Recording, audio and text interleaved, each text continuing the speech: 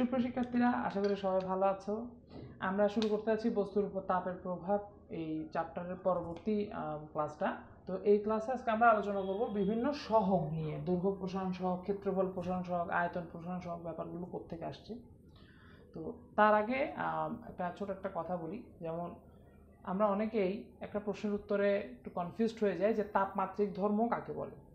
তাপমাত্রিক ধর্ম হচ্ছে এমন একটা বিশেষ ধর্ম, কোনো পদার্থের একটা বিশেষ ধর্ম যে ধর্মের জন্য তার তাপের হ্রাস বা বৃদ্ধিতে সে রেসপন্স করে। কীভাবে রেসপন্স করে? তাপের যখন হ্রাস ঘটে বা বৃদ্ধি ঘটে, যেমন পারদে দেখা যায় আয়তন বেড়ে যায়। তো পারদের এই যে আয়তন বেড়ে যাচ্ছে, এই জিনিসটাকে মাথায় রেখে আমরা একটা পারদ দিয়ে একটা সুবেদী থার্মোমিটার বানাতে পারি। যেমন অনেকে বলে পারদ থার্মোমিটার কাকে বলে বা ডাক্তারি থার্মোমিটার কাকে বলে, তখন আমরা সংজ্ঞা যে দিই যে পারদের সুবেদী ধর্মকে কাজে লাগিয়ে যে ফারেনহাইট পরিমাপক যে থার্মোমিটারটি ডাক্তাররা সাধারণত ব্যবহার করে থাকেন, তাকে ডাক্তারি থার্মোমিটার বলে। আর তাপমাত্রিক ধর্ম হচ্ছে কোনো বস্তুর সেই ধর্ম যেই ধর্মের জন্য আমরা বুঝতে পারি বা তাপমাত্রার পরিবর্তনে সে রেসপন্স করে। ঠিক আছে, তাপমাত্রা পরিবর্তনে সে রেসপন্স করে। যেমন পারদের আয়তন বৃদ্ধি আছে, কিছু পদার্থ আছে তাপমাত্রা বাড়লে তাদের রোধ পরিবর্তন হয়ে যায়, রোধ হ্রাস বা বৃদ্ধি ঘটে। ঠিক আছে, তো এগুলো হচ্ছে পদার্থের তাপমাত্রিক ধর্মের একটা উদাহরণ। তো তাপমাত্রিক ধর্ম সম্পর্কে একটু ভালো করে পড়বা, এটা অনেক সময় আসে।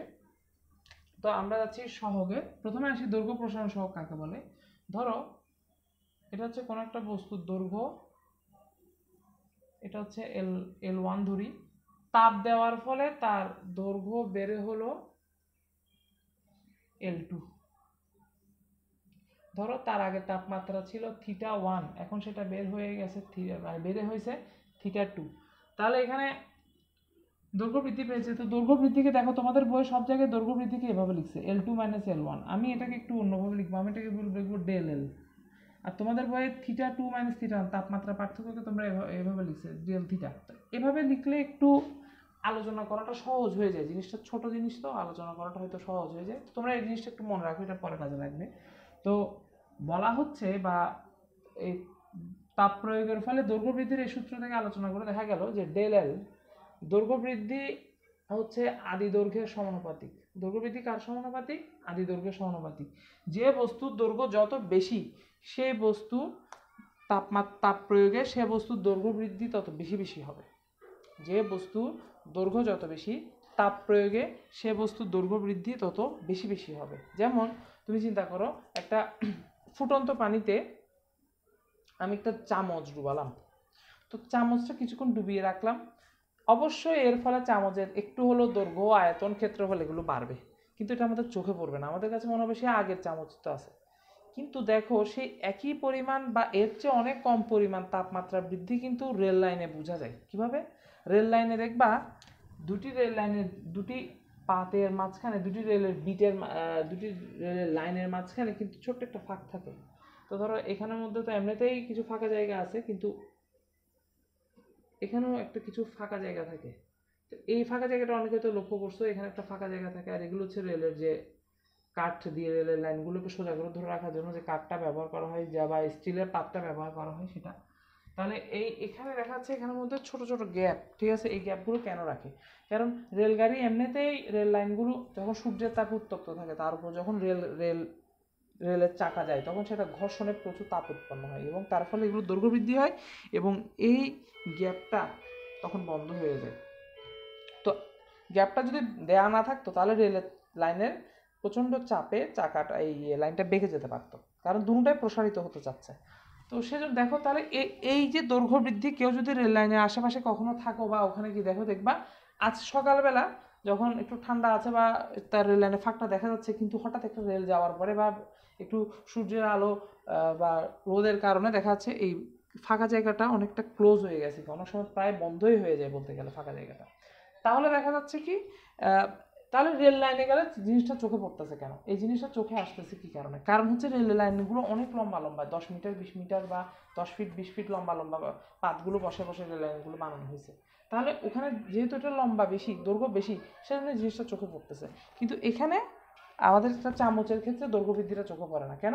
চামচের দৈর্ঘ্যটা ছোট জিনিস, এইটার দৈর্ঘ্যটা বড় জিনিস। তো দৈর্ঘ্য যত বেশি হবে, এই আয়তনের পরিবর্তন বা দৈর্ঘ্যের পরিবর্তন বা ক্ষেত্রফলের পরিবর্তন এগুলো চোখে পড়বে। তাহলে দৈর্ঘ্যের পরিবর্তনটা কি হচ্ছে, চোখে পড়তেছে, জন্য বলা হচ্ছে যে এটা আদি দৈর্ঘ্যের সমানুপাতিক। আবার এই দৈর্ঘ্য বৃদ্ধি হচ্ছে তাপমাত্রার পার্থক্যের সমানুপাতিক। এই দৈর্ঘ্য বৃদ্ধি কিসের সমানুপাতিক?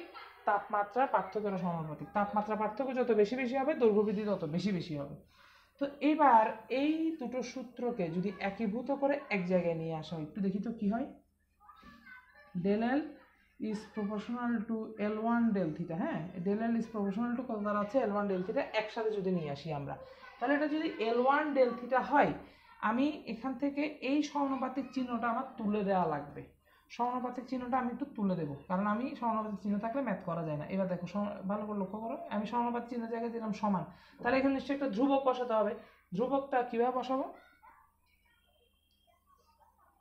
Alpha L1 del theta. Confused হয়ে যাচ্ছে হয়তো যে আলফাটা কোত্থেকে আসছে, একটু ক্যামেরা। তাহলে আলফা L1 ডেল থিটা। হ্যাঁ, তো আলফা, এখন দেখো তোমরা কনফিউজ হয়ে যাচ্ছ হয়তো, সমানুপাতিক চিহ্ন আর আলফা চিহ্নের মধ্যে এত মিল। স্যার একটু মিল আছে অবশ্যই, কিন্তু দেখো দুটোটার একটু ভালো করে লক্ষ্য করে দেখতে পাবা, সমানুপাতিক চিহ্নটা মাথা প্রায় লেগে যায়। হ্যাঁ, আর আলফার দিকটা দুই দিকে, আলফার দিকটা অনেকটা আমরা কোথাও কাটা চিহ্ন দিলে এরকম করে কাটা দিই না, ঠিক আছে, এরকম করে কাটা যখন দিয়ে মাথাটা লেগে যায় তখন কিছুটা এই ধরনের হয় আর কি, ঠিক আছে, মাথা দুইটা এরকম করে দুইটা দুই পাশে চলে যায়, ঠিক আছে। তাহলে এরকম আলফা আলফা, আর এটা হচ্ছে সমানুপাতিক চিহ্ন। আরেকটা আছে ইনফিনিটি চিহ্ন। ইনফিনিটি চিহ্নটা হচ্ছে কিছুটা আটের মতো, আটের মাথা দুটো কিন্তু লেগে গেছে। হ্যাঁ, এটা হচ্ছে ইনফিনিটি চিহ্ন। তাহলে দেখো, সমানুপাতিক চিহ্নটা দিলাম is equal to alpha L1 del theta. হ্যাঁ, আলফাকেই বলা হয় দৈর্ঘ্য প্রসারণ সহগ। দৈর্ঘ্য প্রসারণ সহগ, আলফাকে বলা হচ্ছে তাহলে দৈর্ঘ্য প্রসারণ সহগ। তাহলে আলফা যদি দৈর্ঘ্য প্রসারণ সহগ, এখন আলফা সম্পর্কে আমরা একটু জানার চেষ্টা করবো। এখন তোমাদের বইয়ে আলফা, আমরা আমরা এখান থেকে আলফা কি লিখতে পারি? Del L divided by L1 del theta.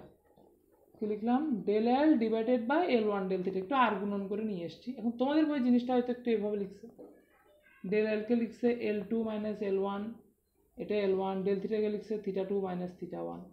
এখন তোমার যেভাবে কমফোর্টেবল লাগে দুটোর মধ্যে। এখন তোমাদের বইয়ে আলফা বিটা গামা সম্পর্কে বিশাল বিশাল সমীকরণ দিয়ে স্যার একদম ভরাই ফেলছে।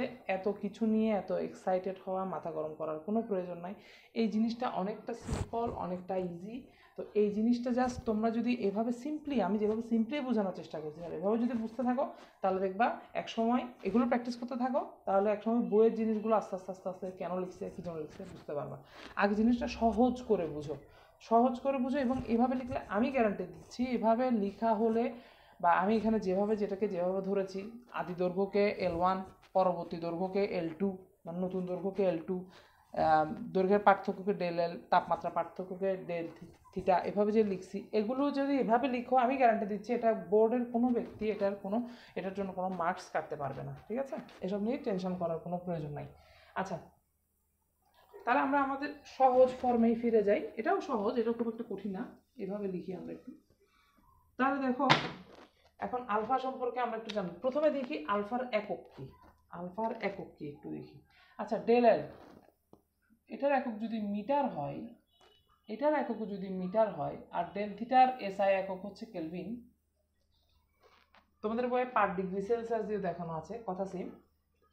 আমি কেলভিন ধরে যদি দেখি, তাহলে আমি কি দাঁড়াচ্ছে দেখো তো স্যার, মিটার এককগুলো লিখি শুধু, metre metre into metre by metre, তাহলে এটা একক আলটিমেটলি আসবে পার কেলভিন অথবা পার ডিগ্রি সেলসিয়াস। এখানে একটা ডিগ্রি চিহ্ন আছে। হ্যাঁ, এটা বা এটা একই। তো এটা হচ্ছে আলফার একক। তো দৈর্ঘ্য প্রসারণ সহগ যদি বলে, কাকে বলে দৈর্ঘ্য প্রসারণ সহগ যদি বলে, দুটো প্রশ্নের উত্তর আমরা এখন দেখবো, শিখবো। যে এটা আশা করি সবার এই জিনিসগুলো তোলা হয়েছে, আমি একটু মুছে দিচ্ছি। দৈর্ঘ্য প্রসারণ সহগ, দুটো প্রশ্ন আসতে পারে। দৈর্ঘ্য প্রসারণ সহগ কি জিনিস, সহগ কাকে বলে, একটা প্রশ্ন। আরেকটা প্রশ্ন আসলো, ধরো ইস্পাতের দৈর্ঘ্য প্রসারণ সহগ 11.6 into tan inverse 6 Calvin inverse বলতে কি বুঝো? এই দুইটা প্রশ্ন প্রায় আসতে দেখা যায়। এই দুটো প্রশ্নের উত্তর তাহলে আমরা একটু দেওয়ার চেষ্টা করি। ফার্স্টে দৈর্ঘ্য প্রসারণ সহগ কাকে বলে একটু দেখি। তো এখানে আমরা কি দেখলাম, আলফা সমান ডেল এল, L1 ডেল থিটা। তো আলফার সাথে অন্যগুলোর একটু সম্পর্ক বা আলফার সংজ্ঞাটা যাতে দিতে সুবিধা হয়, দৈর্ঘ্য প্রসারণ এককের সংজ্ঞা যাতে দিতে সুবিধা হয়, আমি ধরে নিলাম L1 মানে আদি দৈর্ঘ্য ধরে নিলাম 1 মিটার, ওই বস্তুর আদি দৈর্ঘ্য হচ্ছে 1 মিটার এবং ওই বস্তুর তাপমাত্রার পার্থক্য 1 কেলভিন। মানে আমি জাস্ট 1 কেলভিন তাপ বাড়াইছি, মানে 20 ডিগ্রি সেলসিয়াসে ছিল সেখান থেকে আমি 21 ডিগ্রি সেলসিয়াসে নিয়েছি, ঠিক আছে? তো তাহলে হচ্ছে কত, 1 কেলভিন। তাহলে নিচেরটা 1 এটা 1, এককের কথা বাদ দিলাম ধরো, তাহলে নিচেরটা যদি 1 উপরেরটা যদি 1 হয়, 1 আর 1 গুণ দিয়ে আলফা সমান তাহলে কি আসে, পরের লাইনে আসে আলফা সমান হচ্ছে ডেল এল। এই কথাটা থেকে আমরা এখন আলফা সংজ্ঞাটা দিব। কিভাবে দিব তোমরা লিখো। 1 মিটার দৈর্ঘ্য বিশিষ্ট কোনো বস্তুর তাপমাত্রা 1 কেলভিন বৃদ্ধি করা হলে, 1 মিটার দৈর্ঘ্য বিশিষ্ট কোনো বস্তুর তাপমাত্রা 1 কেলভিন বৃদ্ধি করা হলে তার যে দৈর্ঘ্য বৃদ্ধি হয় তাকে ওই বস্তুর উপাদানের দৈর্ঘ্য প্রসারণ সহগ বলে। আমি যখন কোনো সংজ্ঞা বলবো, সংজ্ঞাটা যদি সাথে সাথে লিখতে না পারে এটা একটু রিওয়াইন্ড করে আবার শুনবে এবং তখন লিখে নিবে। তো 1 মিটার দৈর্ঘ্য বিশিষ্ট কোনো একটা বস্তুর তাপমাত্রা 1 কেলভিন বাড়াইছি, তাহলে যাহাই ডেল এল পাইছি তখন তাহাকেই আমি আলফা বলতেছি। অর্থাৎ 1 মিটার দৈর্ঘ্য বিশিষ্ট কোনো একটা বস্তুর তাপমাত্রা 1 কেলভিন বৃদ্ধি করা হলে তার যে দৈর্ঘ্য বৃদ্ধি পাওয়া যাচ্ছে সেটাই হচ্ছে তার উপাদানের আলফা, অর্থাৎ সেটাই হচ্ছে তার উপাদানের দৈর্ঘ্য প্রসারণ সহগ। এখন উপাদানের কথা কেন বললাম, যেমন দেখো এখানে বলে দিয়েছে না, ইস্পাতের দৈর্ঘ্য প্রসারণ সহগ 11.6 ইন্টু tan ইনভার্স 6, ঠিক আছে? তাহলে ইস্পাতের দৈর্ঘ্য প্রসারণ সহগ 11.6 tan ইনভার্স 6, কিন্তু তামার কি একই মান হবে? তামার কিন্তু একই মান হবে না। নিকেলের কি একই মান হবে? নিকেলেরও একই মান হবে না। নিকেলের আরেকটা মান আছে, যেমন তামারটা হচ্ছে 16.7 into tan inverse 6 Calvin inverse. তো এভাবে লিখি আমরা। তো আমরা অনেক সময় এটাকে অনেকে বলি যে স্যার এটাকে তো এটাও লিখতে পারেন, এটা লেখেন নাই কেন, tan ইনভার্স 5 লেখেন নাই কেন? অ্যাকচুয়ালি এই দৈর্ঘ্য প্রসারণ সহগগুলো লেখার ক্ষেত্রে না ম্যাক্সিমাম টাইমে এই নীতিটাই ফলো করা হয়। এই রাশিটাকে 10-এর থেকে বড় রাখে, এই রাশিটাকে 10-এর থেকে বড় করে লিখতে চাই আর কি, মানে বিভিন্ন বইটা এভাবে লিখে। তোমরা তোমাদের যেটা কমফোর্টেবল লাগে চাইলে লিখতে পারো, সমস্যা নেই। তাহলে ইস্পাতের দৈর্ঘ্য প্রসারণ সহগ 11.6 into tan inverse 6 Calvin inverse বলতে কি বুঝো? যদি আমাকে এই প্রশ্ন করা হয় আমি প্রশ্নের উত্তরটা কিভাবে দিব? প্রশ্নের উত্তর দিব এইভাবে, 1 মিটার দৈর্ঘ্য বিশিষ্ট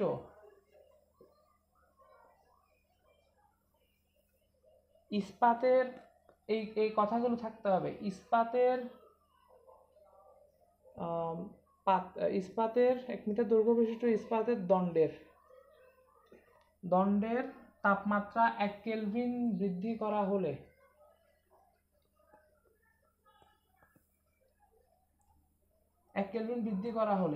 দেখা যায় তার দৈর্ঘ্য বৃদ্ধির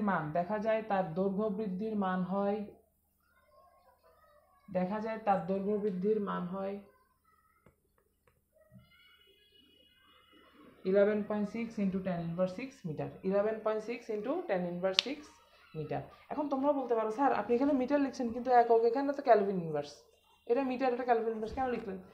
কারণটা হচ্ছে এটা কি, এটা হচ্ছে দৈর্ঘ্য প্রসারণ সহগ।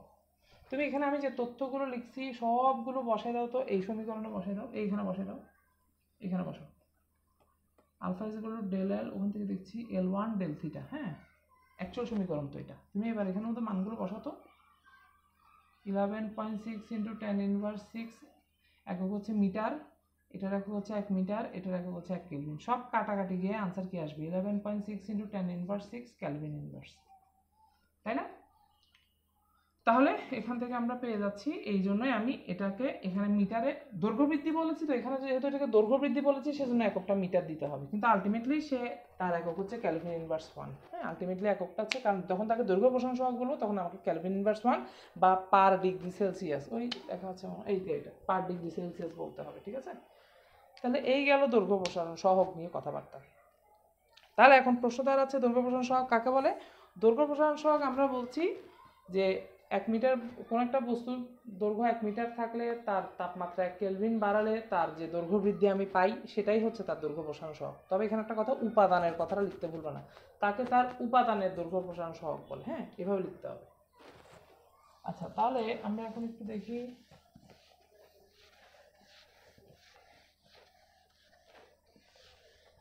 আমরা কি কি পেলাম একটু দেখি তো। আলফা পেলাম। আলফা হচ্ছে দৈর্ঘ্য প্রসারণ সহগ। আলফা হচ্ছে del L divided by L one del theta. হ্যাঁ, তাহলে এখান থেকে একটা কথায় আসি আমরা, এটা গেল দৈর্ঘ্য প্রসারণ সহগ। এবার আমরা শিখব ক্ষেত্রফল প্রসারণ সহগ। তো ক্ষেত্রফল প্রসারণ সহগকে বিটা দ্বারা প্রকাশ করা হয়। ক্ষেত্রফল প্রসারণ সহগকে কি দ্বারা প্রকাশ করা হয়? বিটা দ্বারা প্রকাশ করা হয়। তো আমরা আলফার জিনিসটা কেমনে শিখছিলাম, আলফা এটা কেমনে আসলো আমরা শিখছিলাম এভাবে, ডেল এল ইজ প্রপোর্শনাল ছিল এল ওয়ান আর ডেল এল ইজ প্রপোর্শনাল ছিল ডেল থিটা। এবার একই জিনিস দেখো, তখন আমরা দৈর্ঘ্যের বৃদ্ধি শিখছিলাম, দৈর্ঘ্য তাপমাত্রা দিছি বেড়ে গেছে। এবার আমরা শিখবো ক্ষেত্রফলের বৃদ্ধি। ধরো এই বস্তুর আদি ক্ষেত্রফল হচ্ছে A1, তাপমাত্রা বৃদ্ধির ফলে তার ক্ষেত্রফল বেড়ে কত হয়ে গেল, তার ক্ষেত্রফল বেড়ে হয়ে গেল, পুরো ক্ষেত্রফলটা হচ্ছে ধরো A2। তাহলে ক্ষেত্রফলের পার্থক্য কত, ডেল এ কত, A2 মাইনাস A1।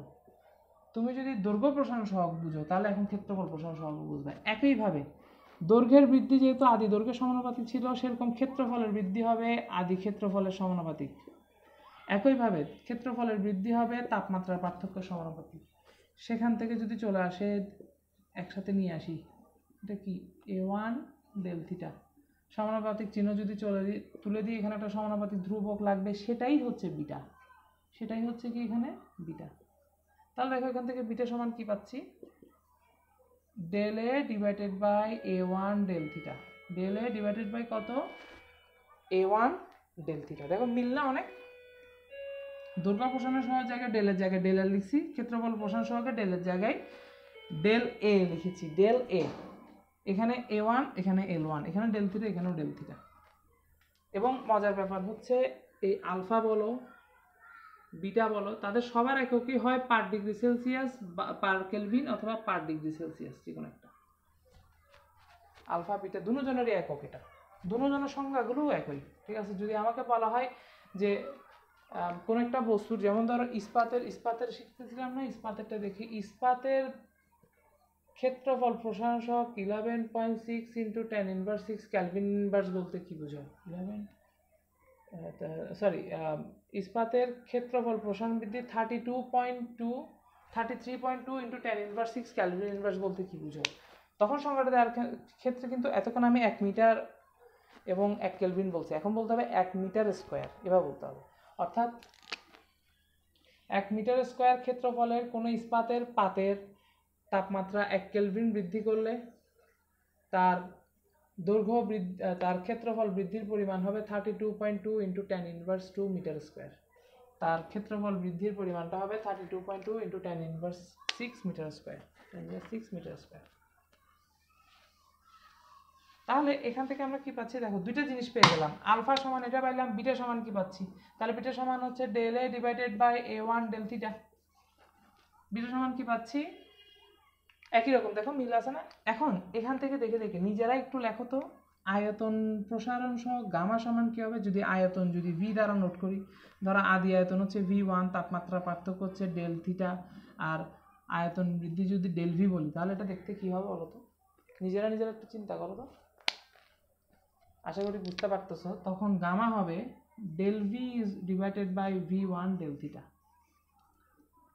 দেখো একই রকম কিন্তু সব কিছু একই। তখন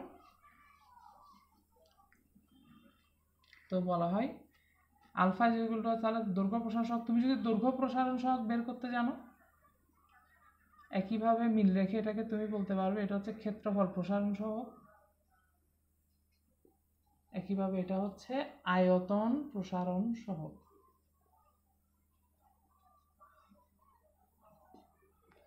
আলফা বিটা গামা তিনটা জিনিস। ওকে,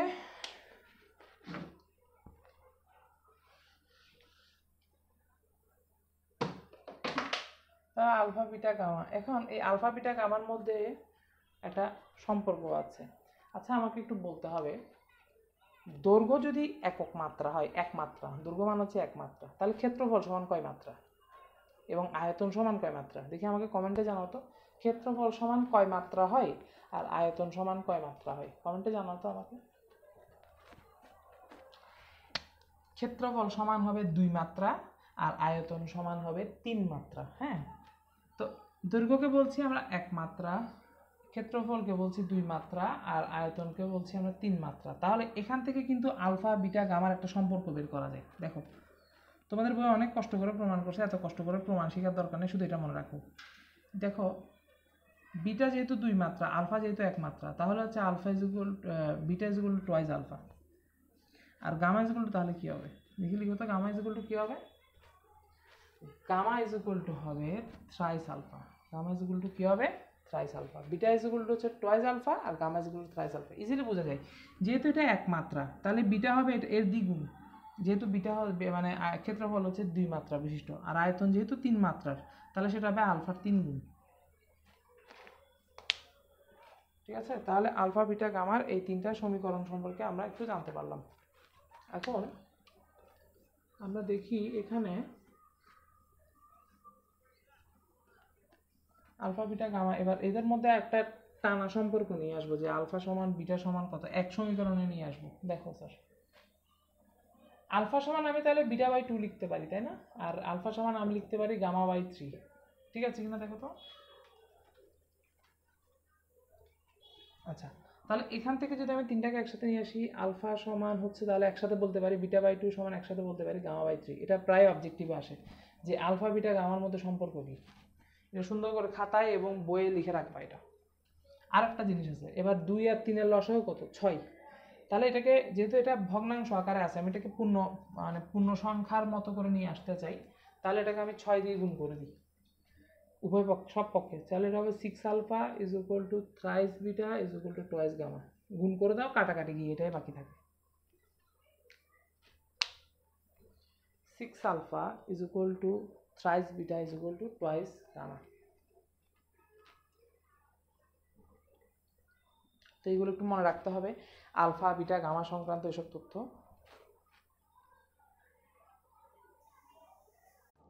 তো আলফা বিটা গামার মধ্যে আমরা এই সম্পর্কটা দেখলাম, 6 alpha is equal to thrice beta is equal to twice gamma. তো আমাদেরকে যদি কোনো ম্যাথমেটিক্যাল প্রবলেম বলে, দেখি আমরা সলভ করতে পারি কিনা। দুইটা একটু ম্যাথমেটিক্যাল প্রবলেম নিয়ে আলোচনা করি।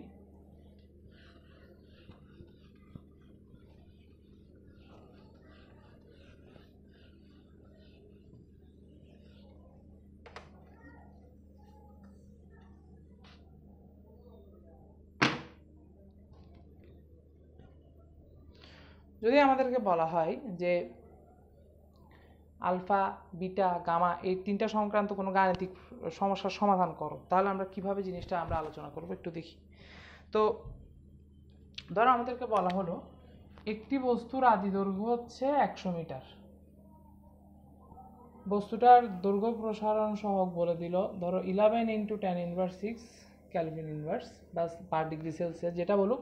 পার ডিগ্রি সেলসিয়াস লিখলে ওটাকে পার ডিগ্রি সেলসিয়াস জায়গায় ক্যালভিন ইনভার্স ইজিলি লিখে দেওয়া যাবে। ঠিক আছে, আমরা এখন দেখব পার ডিগ্রি সেলসিয়াস, তো জায়গায় আমরা চাইলে ক্যালভিন ইনভার্স 1 লিখে দিতে পারবো। এখন আলফা লিখলাম, L1 বলা হলো।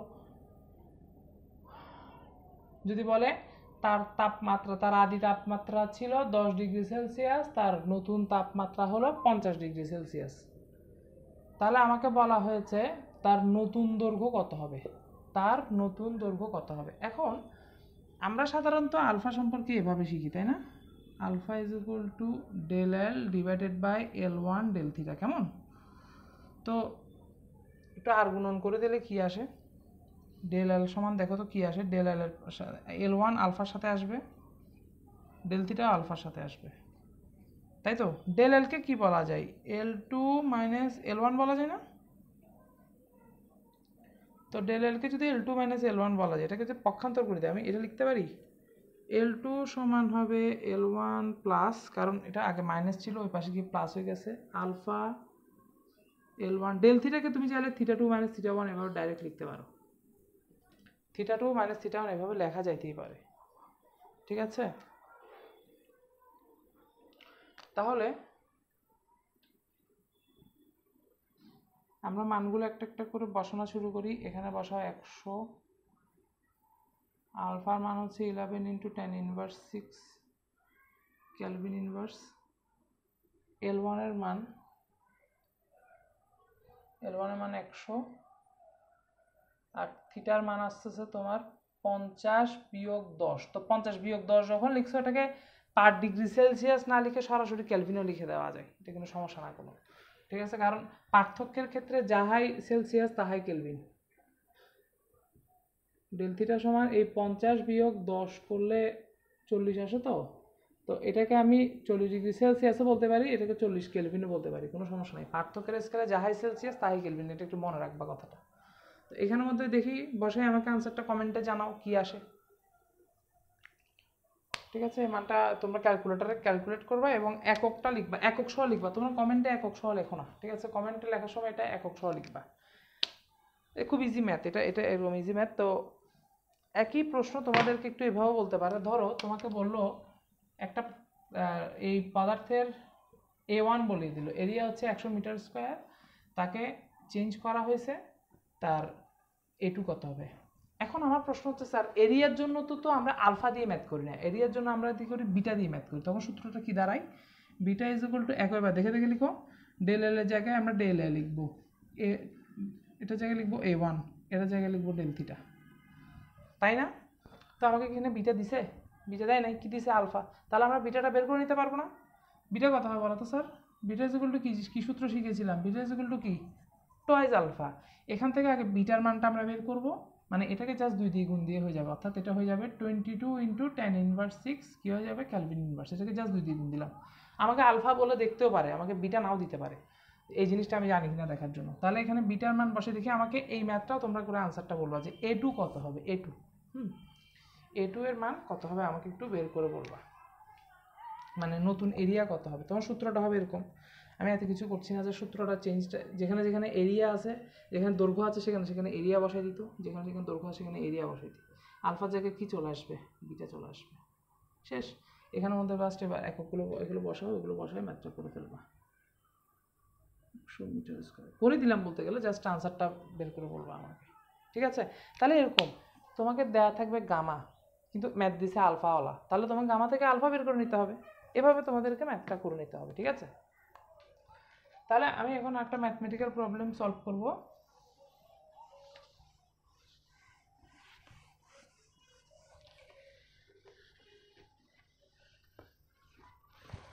প্রবলেমটা হচ্ছে এরকম যে এটা একটা বোর্ড প্রশ্ন, এই একটা তামার তার, এটার তামার তার কি এটা তামার তার, এটার এই ব্যাস হচ্ছে 10 মিলিমিটার। হ্যাঁ, এটার ব্যাস হচ্ছে 10 মিলিমিটার। এটার গামার মান দেওয়া আছে 50.1 ইন্টু 10⁻6 ক্যালভিন ইনভার্স 1, আর ডিগ্রি সেলসিয়াসও দেওয়া থাকতে পারে, একই কথা। তামার আপেক্ষিক তাপ, আপেক্ষিক তাপ 400 joule per KG per kelvin. তামার ঘনত্ব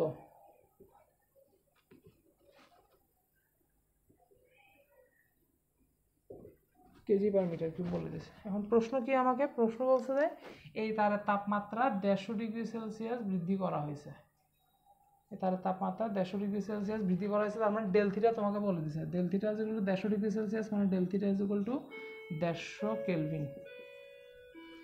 এখন আমাকে বলছে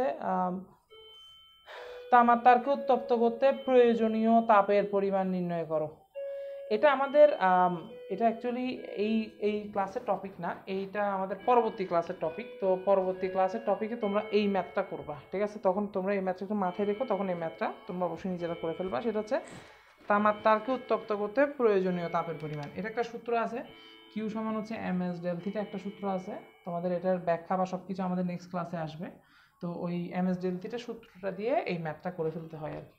তো এম তো এখানে দেওয়া নাই, তোমাকে এটা দেওয়া আছে, তামার তারের ব্যাসার্ধ বলে দিছে, দৈর্ঘ্য বলেছে, তামার তারের দৈর্ঘ্য, হ্যাঁ দৈর্ঘ্য বলে দিয়েছে 100 সেন্টিমিটার, মানে 1 মিটার, 100 সেন্টিমিটার দৈর্ঘ্য বলে দিছে। তাহলে এখান থেকে দৈর্ঘ্য বের করে নিতে হবে, দৈর্ঘ্যটা হবে তাহলে 1 মিটার আর কি, ঠিক আছে? এটা 1 মিটার হবে। তাহলে এইখান থেকে তুমি তাহলে এর আয়তনটা বের করে ফেলো, আয়তন। সিলিন্ডার আকৃতির, পাই আর স্কোয়ার এইচ। আর এর মান কত? আর এর মান হচ্ছে 10 মিলিমিটার ব্যাস। এটা সরি, এটা ব্যাস হবে, হ্যাঁ এটা হবে ব্যাস, ঠিক আছে। তাহলে ব্যাস, এটা ব্যাসার্ধ কত? ব্যাসার্ধ হবে 5 মিলিমিটার। কেমন? 5 মিলিমিটার মানে কত? 5 মিলিমিটার কি মিটার কেমন নিতে হয় জানো? জাস্ট এটার সামনে একটা tan ইনভার্স 3, পাশে একটা tan ইনভার্স 3 গুণ দিয়ে দিবে, এটা মিটারে চলে যাবে। মানে 1000 দিয়ে ভাগ বা tan ইনভার্স 3 দিয়ে গুণ, একই কথা।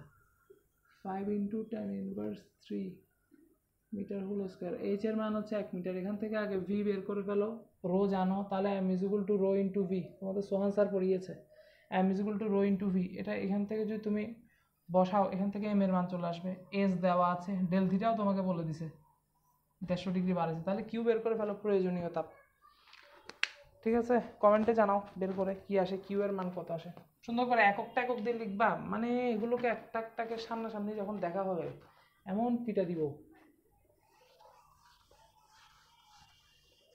আমি তো সবগুলো ফলো করতেছি, কে কি কমেন্ট করতেছো, কে কি কি করতেছো, প্রতিটা জিনিস আমার চোখে আসে, প্রত্যেকটা কিছু। সুতরাং কমেন্ট করার সময় কোনো প্রশ্ন, কোনো কিছু প্রশ্ন দিয়ে জিজ্ঞেস করার সময় তোমার যথেষ্ট তোমার মডেস্টি থেকে শুরু করে সব কিছু কিন্তু আমরা সব স্যার কিন্তু চোখে পড়তেছে, ঠিক আছে। সুতরাং প্রশ্ন যখন কোনো একটা প্রশ্ন করবা বা কোনো একটা কমেন্ট করবা, be very careful, we are watching, ঠিক আছে। এবং আমরা ম্যাক্সিমাম তোমাদের ম্যাক্সিমামেরই কিন্তু ডাটা, তোমাদের যে ইয়েগুলো তোমাদের ফেসবুক আইডি, ঠিক আছে, ফেসবুক আইডিগুলোর কে কমেন্ট করতেছে স্টুডেন্টটাকে, সেটা কিন্তু সব আমাদের কাছে আছে, মানে বের করার উপায় আছে, কারণ এগুলো ভাবে নোট করা আছে। সুতরাং বি ভেরি কেয়ারফুল, উল্টাপাল্টা কোনো কিছু যাতে কিছু না দেখি। তারপর হচ্ছে আমাকে এরপরের প্রশ্নটা বলছে যে তামার তাপমাত্রা বৃদ্ধির পর উক্ত তারটি ব্যাস হয়ে গেছে, না সরি, উক্ত তামার তারটি 10.06 মিলিমিটার ব্যাসার্ধ বিশিষ্ট রিং এর মধ্যে প্রবেশ করানো যাবে কি? এটার যে আমি তাপমাত্রা বাড়াই 150 ডিগ্রি বাড়াইলাম, তো বলতে চাচ্ছে এটার এরপরে এটাকে কি একটা রিং আছে ধরো, সেই রিং এর ব্যাস বলে দিচ্ছে 10.06 মিলিমিটার, হ্যাঁ এটার মধ্যে এটাকে প্রবেশ করাতে পারবো কিনা জিজ্ঞেস করতেছে। 10.06, তার মানে আমার আগে বের করতে হবে এর নতুন ব্যাস কত, তাপমাত্রা বৃদ্ধির পরে এর নতুন ব্যাস কত। তো এটা একটু, এই জায়গাটা একটু মাথা খাটাতে হবে। কেন দেখো, ব্যাস যখন বলছে আমরা ফার্স্ট একটা কাজ করি, এটার প্রস্থচ্ছেদের ক্ষেত্রফলটা কত দেখি। এই জিনিসের প্রস্থচ্ছেদের ক্ষেত্রফলটা কত? এরিয়া এ হচ্ছে পাই আর স্কোয়ার। কেমন? পাই আর স্কোয়ার। তো পাই আর স্কোয়ার কত? আর এর মান হচ্ছে 5 into 10 inverse 3 metre whole square. কেমন? ফার্স্টে এটা বের করো যে আদি দৈর্ঘ্য, আদি ক্ষেত্রফলটা কত। আদি ক্ষেত্রফল বেরোলো, ঠিক আছে। আদি ক্ষেত্রফল যখন আমরা জেনে যাব, আমরা এর গামার মান দেওয়া আছে, এখান থেকে বিটার মান বের করা সম্ভব না, গামা দেওয়া আছে। Gamma is equal to 50.1 into 10 inverse 6, একক দিয়েছি ক্যালভিন ইনভার্স। তাহলে বিটা কত হবে? স্যার একটা জিনিস দেখে, এই জিনিসটা মনে পড়ে, thrice beta is equal to twice gamma, একটু আগে লিখেছিলাম। তা আমার শুধু বিটা আর গামা অংশটা লাগতেছে না, 6 আলফা আমি লিখছি না, ঠিক আছে, শুধু thrice beta is equal to twice gamma এখান থেকে। তাহলে gamma is equal to beta is equal to 2/3 of gamma, অর্থাৎ 2/3 দিয়ে 50.1 ইন্টু 10 ইনভার্স 6কে আর গুণ দাও আগে, কি আসে দেখো, কত আসে দেখো। এখান থেকে বিটার মানটা বের হবে। তাহলে আমি দেখি নতুন A2 আমার আগে বের করতে হবে। সূত্র হচ্ছে A1 বিটা ডেল এ বিটা A1 ডেল থিটা, হ্যাঁ বিটা A1 ডেল থিটা, হ্যাঁ। তো A1 তো এখান থেকে একটা আনসার তোমরা বের করবাই। এটা কত হয় হচ্ছে, আমি একটু হেল্প করি। পাই হবে pi into 5 into 10 inverse 3 whole square, 7.8 into 10 to the power minus 5 metre square. কেমন? এটা হচ্ছে A1 এর মান, হ্যাঁ। বিটার মান কত আসে? 50.01 ইন্টু 2/3, 2/3 আর কি, 33.4 ইন্টু 10 ইনভার্স 6, একক হবে ক্যালভিন ইনভার্স। কেমন? বিটা পেয়ে গেলাম। A1 A2 A1 পাওয়া গেছে, ডেল থিটা তো 150 বলাই আছে। তাহলে দেখি নতুন এরিয়া বের করি। 7.8 ইন্টু 10 ইনভার্স 5 মিটার স্কোয়ার, বিটার মান হচ্ছে 33.4 ইন্টু 10 ইনভার্স 6 কেলভিন ইনভার্স 1। যারা বলো স্যার একক বসাবো, স্যার একক বসাবো, স্যার একক বসাই তুমি যদি ক্যালকুলেশন ঠিক মতো করতে পারো এবং তোমার ম্যাথ যদি কোনো ভুল না হয় তুমি একক বসাতে পারো, কোনো প্রবলেম নেই, কোনোই প্রবলেম নাই। ডেল থিটা মান আসবে 150 কেলভিন। ঠিক আছে, এটা পুরোটা ক্যালকুলেট করো, ক্যালকুলেট করে আনসারটা দেখো।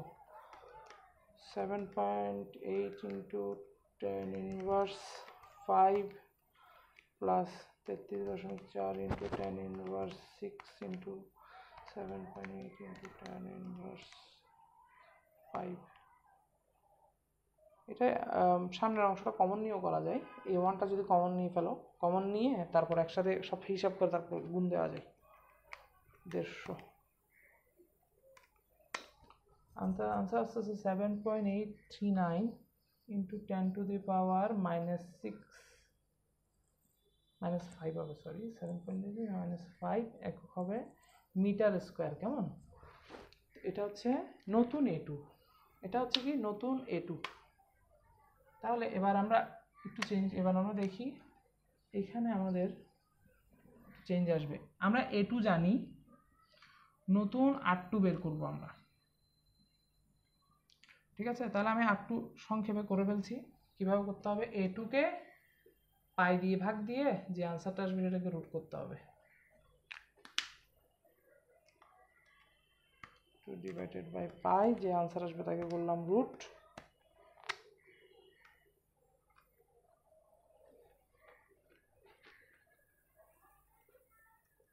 Wait for a while।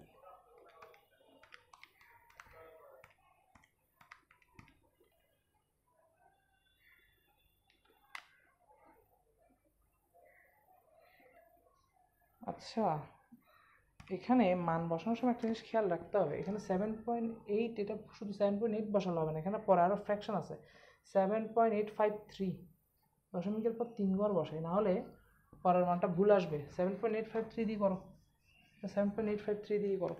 7.853 into 10 to the পাওয়ার -5, দশমিকের পর এই জন্যই আসলে 3 ঘর নেওয়া উচিত, হ্যাঁ, নাহলে অনেক সময় ম্যাথে ভুল আসতে পারে। আর টাকা পয়সার হিসাব যদি হয় তাহলে দশমিকের পর 2 ঘর নিলে সমস্যা নেই।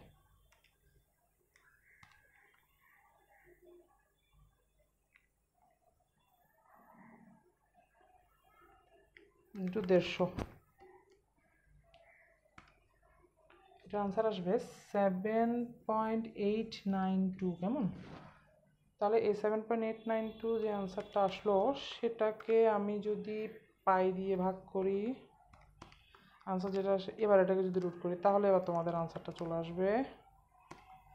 এই তো আসছে, আনসার হচ্ছে 5.012 ইন্টু 10 টু দি পাওয়ার -3, একক হচ্ছে মিটার, একক হচ্ছে কি মিটার।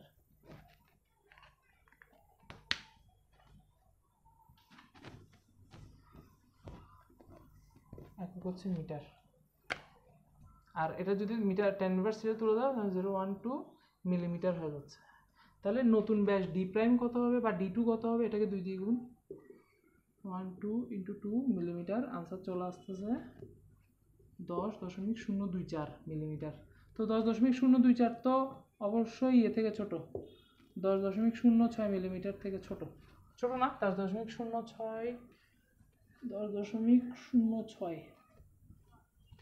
কনফিউশন থাকলে কি করবা? 10.06 লিখলা, বিয়োগ দিলা 10.024, দেখো আনসারটা প্লাস যদি আসে তাহলে আনসারটা যদি পজিটিভ আসে তার মানে ওকে এটা ছোট 10.024, তার মানে এই রিংটাকে এই